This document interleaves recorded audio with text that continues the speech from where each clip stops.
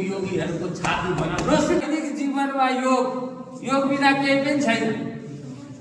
यस्तो आनन्द आउँछ, यस्तो खुसिलो जिउ कहीँ दर्द छैन। हेर्नुहोस् त, दर्द नामको जीवदेखि कहीँ केही छँदै छैन। योगले गरेको हो, कुनै टेन्सनै छैन, दिमागमा कुनै आउँदैन, बलिष्ठ जस्तो लाग्छ। उहाँले योग सिकाउँदा म दैनिक हामी उहाँसँगै गर्छु, रामनारायणजी, म मनोज, उहाँलाई देखेर अचम्म लाग्छ यो उमेरको फुर्ती। उता गोपालङ्कर पनि भेट्नु भएको छ मस्त। लु भवन बनाउनु न, 2 महिनाको तलब दिएँ मैले। ल 70 पल्टाइदेऊ न योगीहरू मिलेर, निकै मुख पुरा होला।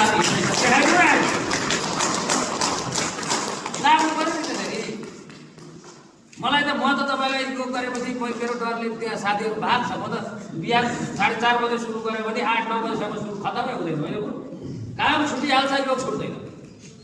म कहाँ तपाईँलाई फास्ट ट्रेडमा गर्छु, गरेको त्यसपछि आफूसँग त दिनभरि 18-19 घन्टा छँदैछ। त्यसकारण योगमा लाग्ने साथीहरू समर्पित हुनुहोस्। मसँग केही माग्नु नै भएको छैन, के दिनु?